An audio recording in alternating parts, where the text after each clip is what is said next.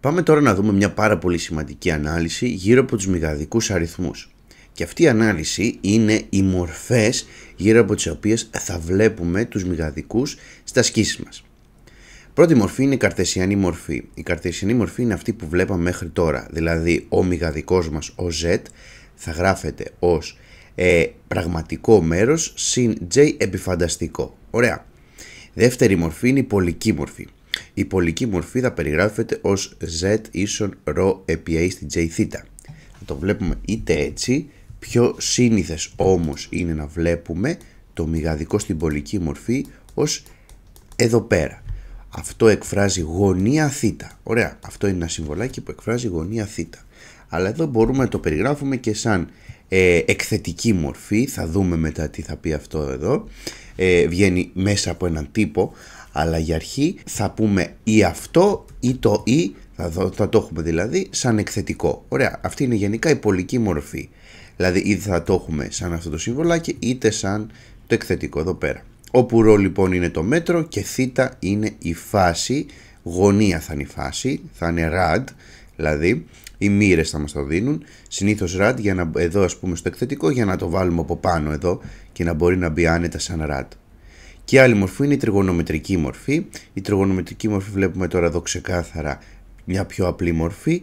Αυτή βγαίνει επίσης από έναν τύπο, θα τα δούμε αναλυτικότερα σε επόμενη ανάλυση. Καρτεσιανή μορφή λοιπόν. Καρτεσιανή μορφή εκφράζεται όπως σαν τις καρτεσιανές συντεταγμένες, δηλαδή εμείς ξέρουμε στο δυσδιάστατο επίπεδο και την αναπαράσταση των σημείων. Δηλαδή η καρτεσιανή μορφή είναι η μορφή αναπαράσταση των σημείων, όπου δίνεις το ψ και το χ και προεκτείνεις και εκεί που τέμνονται τα τέτοια είναι το σημείο σου. Ωραία.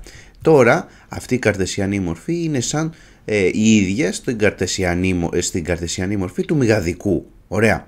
Ο μηγαδικός μας περιγράφεται ως A συν B επί I και έχουμε εξηγήσει το μηγαδικό επίπεδο ή το argand επίπεδο, όπου τι γίνεται εδώ πέρα, γίνεται η αναπαράσταση του μηγαδικού σαν ένα διάνυσμα. Ωραία, στο μηγαδικό επίπεδο. Και βλέπουμε εδώ πώς συμβολίζεται ο μηγαδικός μας. Ωραία. Τώρα, αυτή είναι η πρώτη μορφή ας πούμε και το εξηγήσαμε αναλυτικότερα στο μηγαδικό επίπεδο, όπου είδαμε αναλυτικά πώς σχεδιάζουμε την καρτεσιανή μορφή, έτσι. Επομένως ο μηγαδικός Z ίσον A συν B I αντιστοιχεί στο σημείο εδώ πέρα. Το σημείο αυτό λέμε είναι το πέρας του διανύσματος. Ωραία. Κάθε μηγαδικός αριθμός Z ίσον A συν B επί I αντιστοιχεί σε ένα σημείο στο καρτεσιανό σύστημα συντεταγμένων. Αντίστροφα, κάθε σημείο του μηγαδικού επίπεδου εκφράζει έναν μηγαδικό αριθμό. Το σημείο μη ονομάζεται εικόνα του μηγαδικού. Αν Z ίσον A συν B, τότε το σημείο μη μπορεί να συμβολιστεί και ως MZ. Αυτοί κάποιοι συμβολισμοί τώρα, λίγο για να συνηθίσουμε την καρτεσιανή μορφή του μηγαδικού αριθμού.